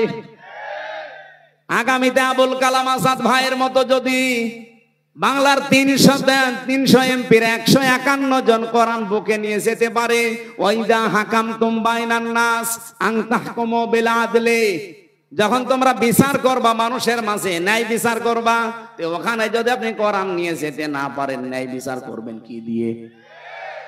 এই 54 বছরে ন্যায় বিচার দেখতে পাইনি, শুধু এইটা নেই তাই। একটু সুযোগ করে দেন না কেন? 54 বছর তো বিভিন্ন জিনিস দেখলেনি, একবার একটু পাগলামি করে হোক আর যেভাবে একটু দেখেন না কেন? আপনি একবার যদি দেখতে পারেন যে এটা বিচার ব্যবস্থায় চলছে, আমি আল্লাহর কসম দিয়ে গ্যারান্টি দিতে পারি জীবনেও বিনা কারণে জেল খাটা লাগবে না। এই জন্য মানবাধিকার প্রতিষ্ঠা করা এটা রাসূলের মিশন ছিল, ভিশন ছিল। আমাদের জীবনেরও মিশন আর ভিশন এটা হওয়া লাগবে। এখানে যদি কারো দ্বিমত থাকে হাত তোলেন, যে না এটা আমি মানি না, তোলেন। এখানে কেউ কিছু বলছেন না, চলে যাওয়ার পরে যদি লালপুর বাজারে কালকে গিবত করেন না, দাঁত মুখ খুলে ফেলবেন। হ্যাঁ, আমি চলে গেলে এরা গিবত করবে না, কিছু বলে গেল বুঝলাম না, বুঝলেন না মানে সব বুঝতেছেন আপনি। নবীজির জীবনের মিশন ছিল, উনি মানবাধিকার প্রতিষ্ঠা করেছিলেন। আর মানবাধিকার প্রতিষ্ঠা করার জন্য ক্ষমতা লাগে, আইন লাগে, সেটা হাতে আছে আমাদের নেই। খুজলাত মাদামাতান ফাইদা সারা রিশওয়াতান ফিদ্দিন ওয়ালাসতুম বিতারিকিহি ইয়ামনাকুমুল ফাকরা ওয়াল হাজা আলা ইন্না রিহাল ইসলামি দাইরাতুন ফাদুরু মাআল কিতাবি হাইসুদার আলা ইন্নাল কিতাবা ওয়াস সুলতান লা ইফতারিকান ফালা তুফারিকুল কিতাব। এদিকে তাকান। হযরত মুআয ইবনে জাবাল রাদিয়াল্লাহু তাআলা আনহু যেদিন ইয়ামেনের গভর্নর হয়ে তিনি যাবেন, ঘোড়ার রাকাবের ভেতরে তিনি অলরেডি পা তুলে দিয়েছেন। নবীজি ডাক দিয়ে বললেন, তোমাকে একটা দেশের দায়িত্ব দিয়ে পাঠাচ্ছি, হাদিয়া তোফা তোমার কাছে আসবে, তুমি যেহেতু দায়িত্বে আছো।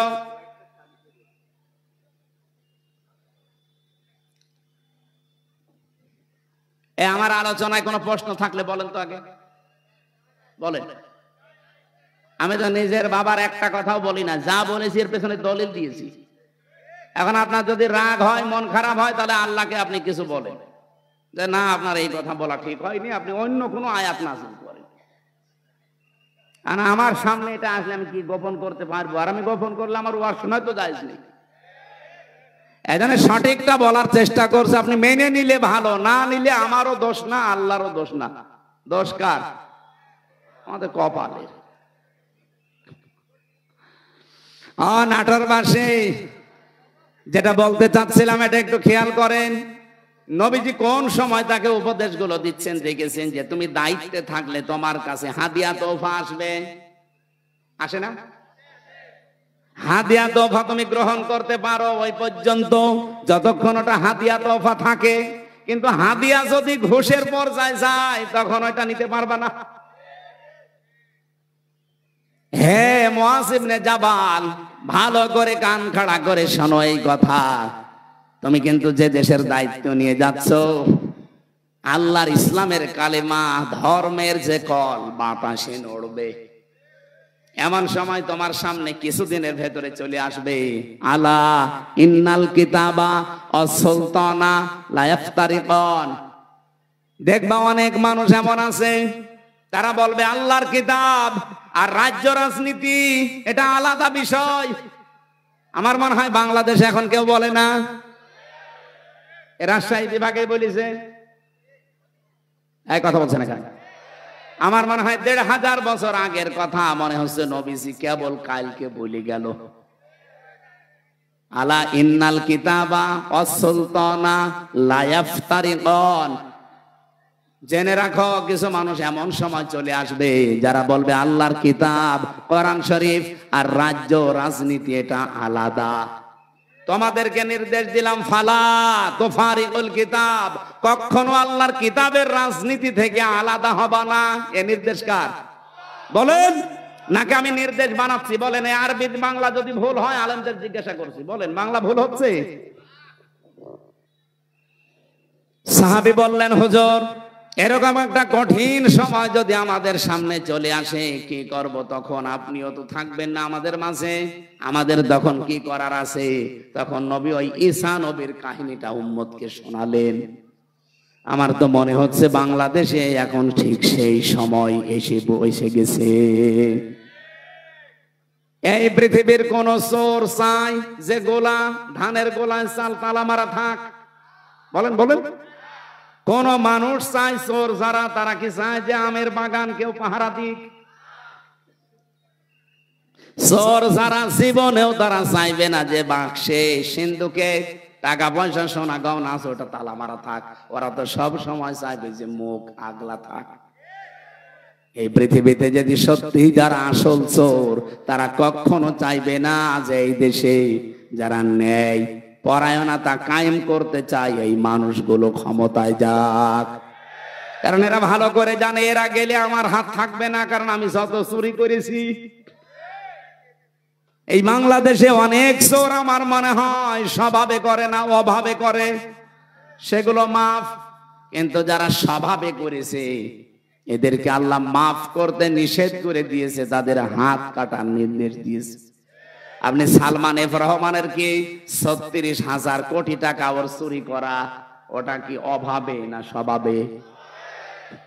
কয়েকদিন আগে মালয়েশিয়া এক লোককে দেখি নিচে বসে বসে চা খাচ্ছে, এসে বললাম কি এখানে? বলছে হুজুর আমরা আগেই পালিয়েছি। আপনি পালালেন কেন? আপনার না ৬২০টা বাড়ি, ওই যে চট্টগ্রামের ওইটা ৬২০টা বাড়ি বানিয়েছেন আপনি। এই মালয়েশিয়ায় আপনার সাহেব পাড়া আছে আপনার নামে, আপনি সাহেব পাড়ার মালিক, বেগম পাড়ার মালিক। আপনি সেকেন্ড হোম হিসাবে এখানে বানালেন। এই সিঙ্গাপুরে বাড়ি আছে, থাইল্যান্ডে বাড়ি আছে, মালয়েশিয়া বাড়ি আছে, কত দেশে আপনার বাড়ি, কিন্তু আজ আপনি থাকতে পারেন না বাড়িতে। ওগুলো সব তালা লাগিয়ে থাকেন আপনি এখন এই হোটেলে। ধরে রাখবো কি করে? আমি বললাম আপনি সাহেব পাড়ায় যেতে পারেন না, বলছে ওখানে যাব। বাংলাদেশের ২০ লাখ মানুষ এই মালয়েশিয়া, আমারে যদি দেখে তো ভর্তা বানিয়ে ফেলবে। এই জন্য চুরি চুরি করে আসি, মাঝে মাঝে নামি আবার উঠে পড়ি। কি জীবন, জেলখানার মতো হয়ে গেছে। কয়দিন থাকবে ভাবে? একদিন না একদিন তো আপনি কারো সামনে পড়বেন। আমার সামনে যেমন পড়েছিলেন, বলছে দোয়া করিয়েন। কি দোয়া আপনার? আপনার জন্য দোয়া আসবে? ৬২০টা বাড়ি বানিয়েছেন আপনি, তা বাবার টাকা দিয়ে যদি বানাতেন, সব তো জনগণের টাকা। এগুলো কিন্তু চুরি করেছে অভাবে না, কিসে? মানবাধিকার প্রতিষ্ঠার জন্য আল্লাহ জন্য আমানত শব্দের পরে দিয়েছেন ওয়াইদা হাকামতুম বাইনান নাস, যখন মানুষের ভেতরে বিচার করবা, আন তাহকুমু বিল আদলি, তখন ন্যায় বিচার করবা। ও বাংলার মানুষেরা, বারবার এটা আমরা ক্লিয়ার করার চেষ্টা করছি। এই দেশে যতদিন আল্লাহর বিধান আমরা মানুষের ভেতরে কায়েম করতে না পারবো, ন্যায় বিচার শুধু ওয়াজের দ্বারা সম্ভব না। এইটা আপনার বুঝতে যত দেরি করবেন তত ন্যায় বিচার পেতে দেরি হয়ে যাবে। নবীদের মিশন এইটাই ছিল। ৩ নাম্বার নবীর মিশন ছিল দিন যেন জমিনে কায়েম হয়। এই জন্য আমার খুতবার ভেতরে এই কথাটা ছিল, অনাশাহাদু আন্না মুহাম্মাদান আবদুহু ওয়া রাসূলুহু আল মাবউসু ফিনা বিল হুদা ওয়া দীনিল হক লিইযহিরাহু আলাল আদিয়ান। আল্লাহ পাক বলেন, এমন নবীর সাক্ষী তোমরা দিলে যিনি আমার বান্দা এবং আমার রাসূল, যাকে আমি দ্বীনে হক দিয়ে, সত্যের বিধান দিয়ে তোমাদের ভেতরে পাঠিয়েছি। কেন? লিইযহিরাহু, এজাহার মানে এখানে বহু আলেম আমার মনে হয় জিজ্ঞাসা করলে এজহার মানে বলবে স্পষ্ট করা, না। এখানে আবিদা আধুনিক অর্থে এজহার মানে বিজয় করা। এজহার মানে আল্লাহ বলেন লিইযহিরাহু আলাল আদিয়ান, যত দিন আছে দুনিয়ায়, যত ধর্ম আছে, এখন ধর্ম দুনিয়ায় কত? ৪৫০০০। ৪৫০০০ ধর্মের ভেতরে ইসলামকে দাঁড় করানো লাগবে বিজয়ী রূপে। এ ঘোষণা কার? বলেন বলেন। আর ইসলামকে দাঁড় করাতে হলে নবীজি যদি ১৩ বছর মার খাওয়ার পরে ১০ বছর কোরআন দিয়ে রাষ্ট্র চালাতে পারে। কিছু মানুষ বলে হুজুর ১৩ বছরের কথা বলেন, ওই ১০ বছরের কথা বলার দরকার নেই। কেন? ১৩ বছর শুনতে আপনার ভালো লাগছে, নবীজি মায়ের খেয়েছিলেন, আর ১০ বছর যে এইটা দিয়ে রাষ্ট্র চালিয়েছিলেন প্রধানমন্ত্রী হয়ে, ওইটা আপনার ভালো লাগে না মানে? সিরাত ইবনে হিশামে দেখবেন নবীর জীবনীকে ৪ ভাগে ভাগ করা হয়েছিল। মক্কার জীবনটা প্রথমে ৩ বছর, এরপরে ৫ বছর, এরপরে ২ বছর, এরপরে ৫ বছর, না এরপরে ৩ বছর, সব মিলে কত? ১৩ বছর। প্রথমে ৩, এরপরে ৫, এরপরে ২, এরপরে ৩, এই ৪টা ভাগে নবীর পরা মক্কার জীবনকে ভাগ করা আছে। আমি বাংলাদেশের সাথে অলরেডি এটা মিলিয়ে দেখেছি, আমরা এখন এই ৪ নাম্বারটায় আছি। কি কথা বলেন না কেন? নবীজি 3 বছর জেলে ছিলেন, তার অনেক আত্মীয় স্বজন সাহাবায়ে কেরাম হারিয়েছিলেন। আমরাও এই 15 বছরে বহু কিছু হারিয়েছি। 3 বছর না 13 বছর আল্লামা সাঈদীর জেল খাটা হয়ে গেছে। সুতরাং 13 বছর পরে নবীকে যদি আল্লাহ 10 বছরের বিশাল একটা সাম্রাজ্য দিতে পারে, আমাদের সামনেও 15 বছর যেহেতু পার করে ফেলেছি, সামনের 10 বছর আসবে কোরআনের হাতে ইনশাআল্লাহ। কথা বোঝেন? সূরা শুরার 13 নম্বর আয়াতের মাঝের অংশে আমি পড়েছিলাম আন আকিমুদ্দিন, অথচ আয়াতটা নাযিল হয় মক্কায়। এমন কঠিন পরিস্থিতি যেখানে পা রাখা পর্যন্ত সম্ভব না, সেখানে আল্লাহ বলছেন আমার দিন কায়েম করো। এজন্য বাংলাদেশে যেহেতু 4টা অবস্থা আমরা পার করে ফেলেছি, এই মুহূর্তে আহ্বান জানাচ্ছি নবীর এই 3 নাম্বার মিশন আর ভিশন। ও বাংলার মুসলমানেরা, এখন সব ফরজের বড় ফরজ আল্লাহর এই জমিনে আল্লাহর দিন কায়েম করা। আলা তাতাফাররাকু ফি, এখানে কেউ মতপার্থক্য ফতোয়াবাজি করবেন না। সুতরাং দিন কায়েমের কথা বললে যারা ফতোয়াবাজি করে, মতপার্থক্য তৈরি করে, যে না ওর আকীদা খারাপ, ওর টুপি বড়, ওর টুপি পাঁচকলি, এরকম কথা যারাই তুলবে মনে করবেন ওটা রাসূলের শত্রু, ওটা মানবতার শত্রু, ওটা তাওহীদের শত্রু। এই কথা বলেন না কেন? এতটুকু আল্লাহ শেষ করেননি, কাবুরু আলাল মুশরিকিনা মা তাদউহুম ইলাই। হে নবী, আপনি যদি দিন কায়েমের জন্য মানুষকে ডাকেন, সবচাইতে বেশি খারাপ লাগবে, অপছন্দ করবে এই কথাটা মুশরিকরা। আমি তো দিন কায়েমের জন্য আহ্বান জানাই, আপনার খারাপ লাগে কেন? আপনার মন খারাপ হয় কেন? আপনার কাছে রাজনীতি মনে হয় কেন? আপনি কি মুশরিক? বলেন। হ্যাঁ, জানি আপনাকে আল্লাহ পছন্দ করেনি। এজন্য আয়াতের শেষের অংশ এটা, আল্লাহু ইয়াজতাবি ইলাইহি মাইয়াশা। দিন কায়েমের কর্মী, দিন কায়েমের কর্মী হিসাবে আল্লাহ সবাইকে পছন্দ করে না। আল্লাহ যাকে ছাঁটাই করে দেয় সে বাদ, আল্লাহ যাকে বাছাই করে, নির্বাচিত করে, পছন্দ করে, নির্ধারিত করে, এ যেতেবা শব্দ আছে। আল্লাহ যাকে পছন্দ করে তার দিনের কায়েমের জন্য কর্মী হিসাবে, তাকে আল্লাহ পাক এই দিন কায়েমের জন্য নির্বাচিত করে নেয়। ওয়াহদি কাকে করে? মাইয়াশা। ওয়াহদি ইলাইহি মাইয়ুনিব, যে লোকটা আমার আল্লাহর দিকে মন থেকে ফিরতে চায়। আপনি কি আল্লাহর দিকে মন থেকে ফিরতে চান? যদি ফিরতে না চান, জীবনও আল্লাহকে আল্লাহ দিনের কর্মী হিসাবে আপনাকে কাজে লাগাবে না। আল্লাহর অত দায় পড়ে যায়নি। এই দেশে ইসলাম কায়েম না হলে আল্লাহর কোনো ক্ষতি আছে? ক্ষতি আপনার, ক্ষতি আমার। কারণ জীবনের শেষ দিন পর্যন্ত এই কাজে নিজেকে জড়িয়ে রাখা, এটা নামাজ রোজার চাইতেও বড় ফরজ। দলিল সূরা হিজর 14 নম্বর পারা 6 নম্বর পৃষ্ঠা, এটা মানে 6 নম্বর লাইনের শেষ নাম্বার আয়াত, সূরা হিজরের 99 নম্বর আয়াতে আছে, ওয়া'বুদ রাব্বাকা হাত্তা ইয়াতিয়াকাল ইয়াকিন। ওই দিন পর্যন্ত ইবাদত করো যতদিন তোমার কাছে ইয়াকিন না আসে, মরণ না আসে। এজন্য সব ফরজের বড় ফরজ। নবীজির জীবনের শেষ মিশন আর ভীষণ দিন কায়েম। সবাইকে আল্লাহ দিয়ে করাবে না, যাকে আল্লাহ নির্বাচিত করে, ছাঁটাই না করে বাছাই করে রাখে, তাকে আল্লাহ এই কাজে লাগাবে। আল্লাহ আমাদেরকেও যেন ছাঁটাইয়ের ভেতরে না ফেলে বাছাইয়ের ভেতরে আল্লাহ ফেলে দেন, বলেন আমিন। এবার আমি মেয়েদের কয়েকটা কথা বলতে চাচ্ছি। এখানে আছেন আপনারা?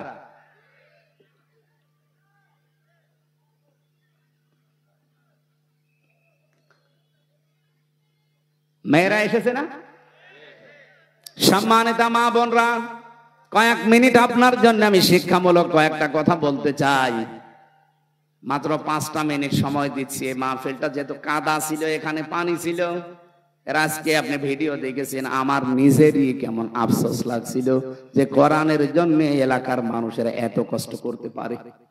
যার যতটুকু সামর্থ্য আছে আপনারা দিয়েছেন, আমি দেখেছি। বাড়ি যাওয়ার সময় শুধু ভাড়াটা বাদ দিয়ে এদের কাছে আপনারা একটু উৎসাহের জন্য দিয়ে যাবেন। এটা মাদ্রাসার মাহফিল না? যার যা আছে অবশ্যই দয়া করে এদের কাছে একটু দিয়ে যাবেন। আমি এরপরে মেয়েদের কথা বলার পর আমার একটা লিখিত বই আছে মেয়েদের উপরে। এত বই নিয়ে এসেছেন? এটা আদর্শ নারী, মেয়েদের 6 জন আদর্শ নারী পৃথিবীতে আছে, তাদেরকে আদর্শ মানা যায়। এই বইটা মেয়েদের জন্য স্পেশাল ভাবে। আর দাম্পত্য জীবনের কলহ কেন হয়, এই যে মারামারি, গন্ডগোল, মনোমালিন্য কেন হয়, এটা কিভাবে মিটাবেন, সেই পদ্ধতিগুলো লেখা আছে। 120 পৃষ্ঠা লিখেছি, এটা জেলখানায় বসে বসে লেখা। আপনারা পারলে এই বইগুলো নিয়ে যান। আর সৃষ্টি জগৎ, এটা শিক্ষিত মানুষদের জন্য। সৃষ্টি আল্লাহ একেবারে ওই প্রথম থেকে শুরু করে, এটা সবার জন্য দরকার না, এটা শিক্ষিত মানুষদেরকে নিলে হবে। গাড়িতে পাওয়া যায়, যদি পান যাওয়ার সময় নেবে। এক হয় আপনাদের লোক কই ভেতরে, প্রশ্ন দিচ্ছে, আগে শেষ হোক। এক হয় আপনারা লোক কই ভাই? এই ব্যাগ যদি নাও নিয়ে যায়, আপনারা যাবার সময় ওনাদের ওখানে দাঁড়িয়ে থাকবে যারা ড্রাম নিয়ে, তবে ব্যাগ নিয়ে ওই জায়গায় একটু দিয়ে দিয়ে। মা বোনেরদের জন্য বলছি, একমাত্র একটাই ওয়াজ, খাদিজাতুল কুবরা এই 6টা মহিলার ভেতরে একজন। উনি জীবনে এক ওয়াক্ত নামাজ পড়েননি, একটা রোজা রাখেননি, জীবনে একটা দিন পর্দায়ও থাকেননি। তারপরও তাকে আল্লাহ সালাম দিয়েছেন, জীবিত অবস্থায় সালাম পাঠিয়েছেন, এবং জান্নাতে ঘর বানিয়ে তার জন্য পাঠিয়েছেন। একটাই মাত্র কারণ, তার পুরা জীবন পড়ে আমি পেয়েছি। কারণ এই বিধানগুলো উনি মানতে পারেননি কেন? এগুলো নাজিল হয়েছিল তার ইন্তেকালের পরে, এই জন্য তিনি মানতে পারেননি। তিনি জীবনে কোনোদিন একটা সেকেন্ডের জন্য স্বামীর মনে দুঃখ দেননি। এ কারণে আল্লাহ খুশি হয়ে তাকে সালাম পাঠিয়েছেন। আপনাদেরকেও বলছি, দুনিয়ায় নামাজ পড়েন, রোজা রাখেন, কালো বোরকা পরেন, স্বামীর যে হক, মর্যাদা, সম্মান, এটা রক্ষা করে দুনিয়ায় চলার চেষ্টা করেন। আল্লাহ খাদিজাতুল কুবরার সাথে যেন জান্নাতুল ফেরদাউসে জায়গা করে দেন। আপনারা কয়েকটা প্রশ্ন দিয়েছেন, আমরা প্রশ্নের কয়েকটা, ইমাম যদি জর্দা, বিড়ি, তামাক খায়, তার পেছনে নামাজ পড়লে নামাজ হবে কি? নামাজ হওয়ার জন্যে যে 13টা শর্ত আছে, নামাজ ভাঙার কারণ আছে 19টা। নামাজের ফরজ 13টা, 14টা ওয়াজিব। এগুলো যদি কেউ ঠিক রাখে, এই তামাক খাওয়া, জর্দা খাওয়া, বিড়ি খাওয়া, এগুলো কি ওই 14টার ভেতরে, 13টার ভেতরে পড়ে? যদি পড়ে থাকে, ওনার পেছনে নামাজ হবে না। আর যদি না পড়ে তাহলে অসুবিধা নেই। লালপুর উপজেলা চেয়ারম্যান এবং সদস্য সচিব সাবেক জনাব হারুনুর রশিদ পাপ্পু ভাই কই এসেছে? এত প্রশ্ন এখন দিচ্ছেন কেন? পাপ্পু সাহেব বসেন, দাঁড়া। তোমরা ঈমান আনো, তাতে জানাজিল করেছি, আর যার সমর্থন আছে তোমরা তা অস্বীকার করো না। কি একই সূরা বাকারার 41 নম্বর আয়াত, কি ব্যাখ্যা করবো এখন? এখন সময় নেই। কালকে মাহফিল আছে লালপুরে, বাগাতিপাড়া, জয়ন্তীপুর, বাগাতিপাড়া, জয়ন্তীপুর। কালকে রাত 9টায় তোলার কথা দিয়েছে। আপনারা ওখানে যাতে পরিবেশ ভালো থাকেছেন। সন্দেহ এই বিষয়ের উপরে কালকে কথা বলবো। সূরা হুজুরাতের 15 নম্বর আয়াতের ব্যাখ্যা ওই জায়গায় করব কালকে, সন্দেহের উপরে। এই যে জয়ন্তীপুর দাখিল মাদ্রাসা বাগাতিপাড়া, নাটোরের উদ্যোগে কালকে রাত 9টায় প্রধান বক্তা রাত 9টায় লিখে দিয়েছে। অবশ্যই এখানে আপনারা জেন সব বেশি হলেও 9:15-20 দিকে উঠবেন ইনশাআল্লাহ। আজকের মতো আমরা এখানেই শেষ করছি। এই 3টা মিশন আর ভীষণ জীবনে বাস্তবায়ন করার আহ্বান জানি। আল্লাহুম্মা আমিন। লা ইলাহা ইল্লা আনতা সুবহানাকা ইন্নী কুনতু মিনাজ জালিমিন। রব্বুল আলামিন, লালপুরের দিকে তাকাও। হাজার হাজার বান্দা বান্দি আমরা নবীর জীবনের 3টা মিশন আর ভীষণ শুনেছি, এগুলো আমাদের জীবনেও সেট করে দাও। মাহফিলের সম্মানিত সভাপতি আল্লাহ তাআলা আমার আসাদ ভাইকে কবুল করো। এ মাহফিলের প্রধান অতিথি শ্রদ্ধাভাজন শিক্ষককে কবুল করে নাও। রফিকুল ইসলাম সাহেব, মুকুল সাহেবকে মঞ্জুর করো। আল্লাহ তাআলা বিএনপির সদস্য সচিব সাবেক আমার বড় ভাই হারুনুর রশিদ পাপ্পু ভাই এসেছে, তার মা বাবাকে মাফ করে দাও। তার জীবনের অপরাধগুলো ক্ষমা করে জায়গাগুলো নেকি দিয়ে পাল্টিয়ে দাও। মাওলানা আবুল কালাম আজাদ ভাই সহ যত আলেমেরা এখানে এসেছে, আলেমদেরকে আলেম হিসাবে মঞ্জুর করে নাও। আমার জেলখানার সাথে জনাব তারেক জিয়া সাহেবের পিএস নুরউদ্দিন অপু ভাই, বারবার 3টা বছর আমরা এক ঘরে ছিলাম। বিভিন্ন জায়গায় গেলেই তিনি দোয়া চাই। আজকেও তিনি দোয়া চেয়েছে, মেসেজ পাঠিয়েছে, আল্লাহ তোমার বান্দা অপুকে মাফ করে দাও। তার সন্তান দিয়েছে, সন্তানটা কবুল করো, স্ত্রীকে কবুল করো, মা বাবাকে ক্ষমা করে দাও। ম্যাডাম খালেদা জিয়ার জন্য দোয়া করছি, আল্লাহ তুমি তাকে সহি সালামতে সুস্থ রাখো। মাজলুম মানুষ তারেক জিয়ার স্ত্রী, তাদেরকেও তুমি দেশের সন্তান, দেশের সহি সালামতের সম্মানের সাথে ফিরিয়ে দাও।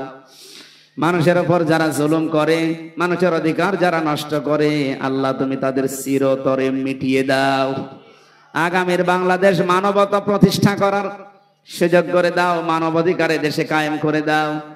সারা পৃথিবীর মুসলমানেরা যারা যেখানে বিপদে আছে, বিশেষ করে আমাদের প্রতিবেশী এই ভারতে, আল্লাহ তাআলা নরেন্দ্র মোদী এই নিকৃষ্ট মানুষের কারণে আজ হাজার হাজার মুসলমান বড় অশান্তিতে আছে, জুলুমের শিকার হয়ে আছে। তুমি তাদের জন্য হামে ও নাসির হয়ে যাও। ইসরায়েলে যেভাবে দাবানল জ্বালিয়ে দিয়েছো, যে পৃথিবীতে জুলুম হয় সেখানে তাদের উপরেও তুমি গজব নাজিল করে দাবানল তৈরি করে দাও। বাংলাদেশ নিয়ে যারা ষড়যন্ত্র করে, আল্লাহ তুমি জাতির সামনে ন্যাংটা করে দাও। মা বোনদেরকে তুমি খাদিজাতুল কুবরার মতো বানিয়ে দাও। আমরা যারা রোগ শোকে আছি, আমাদের শেফায়ে কামেলা আজেলা দান করো। আল্লাহ তাআলা 3টা বছর জেলখানায় রিমান্ডে থাকাকালীন শরীর যে অসুস্থ, এখনো পর্যন্ত আমি স্বাভাবিক হতে পারি নাই। এখন আমার পিঠে ব্যথা করে, মাথায় ব্যথা করে, মাথায় যারা টর্চার করেছিল মাথায় ব্যথা করে। আল্লাহ আমার সব অসুখগুলো তুমি আগের মতো আবার সুস্থ সবল বানিয়ে দাও। বারাকাল্লাহু লানা ওয়া লাকুম ফিল কোরআনিল আযীম। প্রশাসনের যে ভাইগুলো এসেছে, আল্লাহ প্রশাসনদের উপরে তোমার রহমত নাজিল করো। এই দেশে কিছু কোলাঙ্গার অফিসারের কারণে পুরা প্রশাসন আজ বাংলাদেশের মানুষের কাছে কালার হয়ে গেছে। এখন যারা দায়িত্বে আছে, এই সততার সাথে দায়িত্ব পালন করার তৌফিক দাও। লালপুর থানার ওসি টিওনো, লালপুরের এসপি ডিসি সহ যারা দায়িত্বে আছে, সততার সাথে ইবাদত হিসাবে দায়িত্বগুলো পালন করার সুযোগ দাও। প্রশাসনে যারা দায়িত্বে আছে জেলায়, তাদের মা বাবাকে মাফ করে দাও। আল্লাহ আমি গুনাহগার, হাজার হাজার মানুষ যারা হাত তুলেছে, কাউকে খালি হাতে ফেরত না দিয়ে জীবনের চাহিদা আশাগুলো পূরণ করে দিয়ে আমাদের জীবনের অভাব দূর করে দাও। বারাকাল্লাহু লানা ওয়া লাকুম ফিল কোরআনিল আযীম। জীবনের শেষ কথা যেন এটা দেখে বলতে পারি, লা ইলাহা ইল্লাল্লাহু মুহাম্মাদুর রাসূলুল্লাহ। আসসালামু আলাইকুম। আগামীতে কয়েকটা অনুষ্ঠান আমার আছে এই লালপুরে, ওই যে কি গৌরীপুরে একটা আছে, আড়ামবাড়িয়া নাকি আড়ামবাড়িয়া আছে। এরপরে এখানে লালপুরের শেখপাড়া আছে, আর কালকে তো বাগাতি পাড়া আছে। এরপরে বড়াই গ্রামে একটা আছে। আবার কথা হবো এইদিকে কি নলডাঙ্গাতে একটা নিয়েছে। দেখা হবে ইনশাল্লাহ আবার সামনে। আমরা আলাদা আলাদা আয়াতের উপরে কথা বলবো। বইটা গাড়িতে আছে, মেয়েদের জন্য নিয়েছেন, কাছে লাগবে। সালাম আলাইকুম। আলহামদুলিল্লাহ, এতক্ষণ মহাগ্রন্থ পবিত্র কোরআন ও হাদিসের আলোকে মনোমুগ্ধকর আলোচনা পেশ করছিলেন